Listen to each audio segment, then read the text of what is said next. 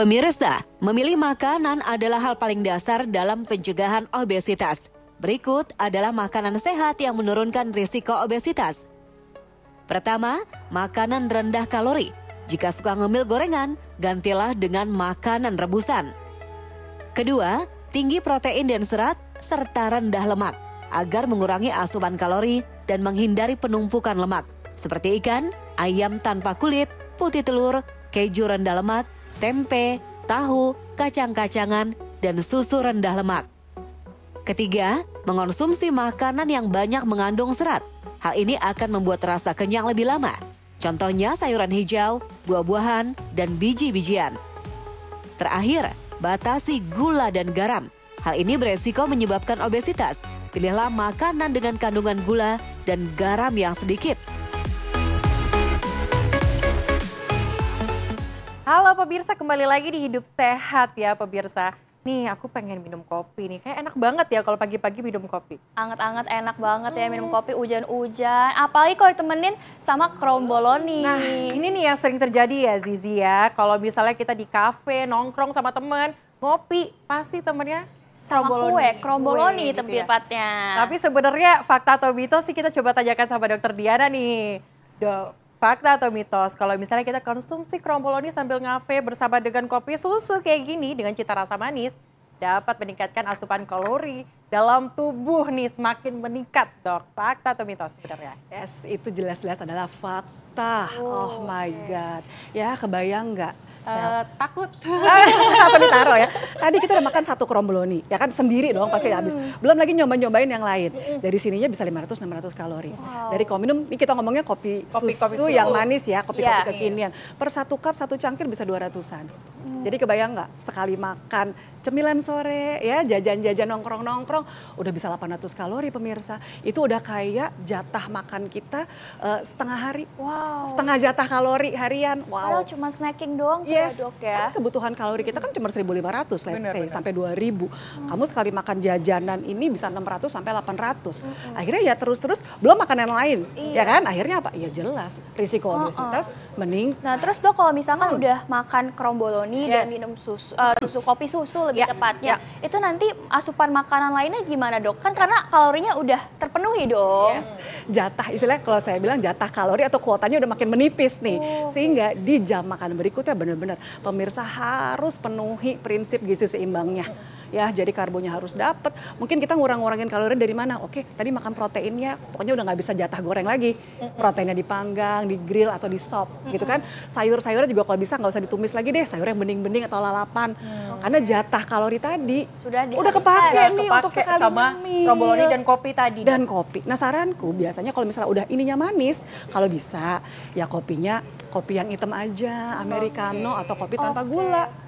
Dok, kalau gitu kan tadi kan dokter bilang ini asupan kalorinya sudah sangat tinggi. Tapi sebenarnya Dok, ada nggak sih orang-orang tertentu yang nggak boleh mengkonsumsi kromboloni terutama yang ada riwayat penyakitnya gitu Dok? Tentu saja ya, karena tadi kita tahu bahan bakunya sendiri adalah tepung ya, yang cepat sekali meningkatkan gula darah. Berarti orang-orang apa? Pasien-pasien diabetes atau dengan gula darah, bye sama sekali. Kalau misalkan kayak hipertensi gitu? Jelas, tadi ya dia juga pasti penggunaan pengembang ya, natrium bikarbonat segala macam yang isinya adalah garam.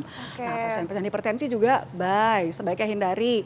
Terus apalagi orang-orang yang dengan masalah kolesterol tinggi, ya kan? Kadang ada juga ini yang mungkin kromboloninya digoreng.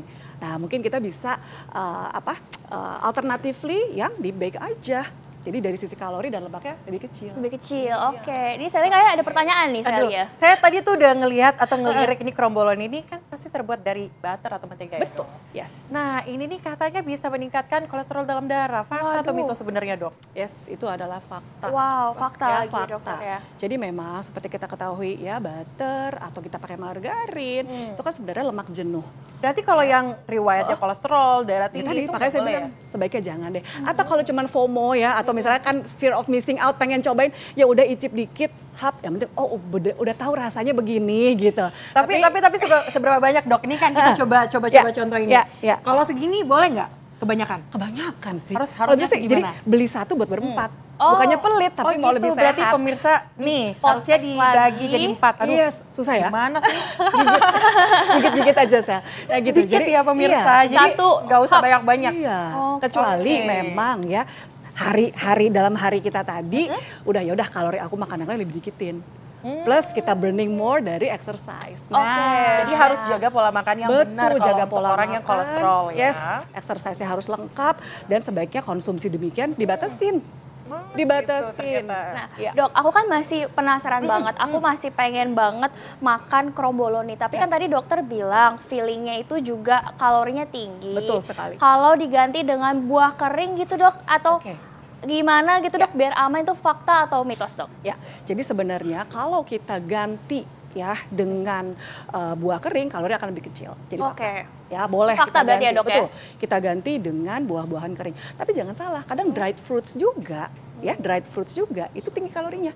Jadi misalnya sama-sama nih kita makan anggur sama dengan kismis per 100 gram karena dia dikeringin pasti lebih tinggi. Oh, Ya kan? jadi tetap aja Emang walaupun paling bagus. buah dikeringin, tapi karena lebih tinggi Iya, juga tapi kalorinya. kalau kita ngomong buah kering dengan filling, ya buah kering lebih kecil. Oke. Gitu. Tapi kalau buah kering dengan buah segar, ya paling bagus ya Peter buah segar, ya kan?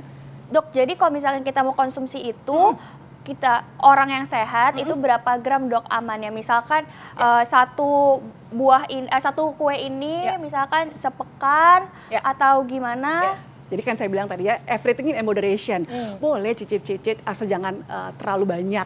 Gitu ya. Tadi misalnya sekali nyicip, ya udah 2 minggu sekali deh. Oh, 2 minggu Separuh aja sekali tadi, aja. separuh aja. Nih Dok, Share sama kayaknya teman. kelihatan banget Zizi ini dari tadi kayak masih Pengen ya? berusaha Masih, gitu. aku tuh masih Gimana pengen nih caranya aku cobain, makan Dok. kromboloni? Aku tanya tadi pakai tepung gluten boleh, non gluten boleh atau Ya. enggak? Terus feelingnya buah kering boleh atau enggak? Yes. Karena aku tuh masih penasaran, Masih penasaran. banget. Masih ya. pengen. Nih kayaknya pemirsa di rumah juga nih seperti Zizi deh kayaknya. Semuanya.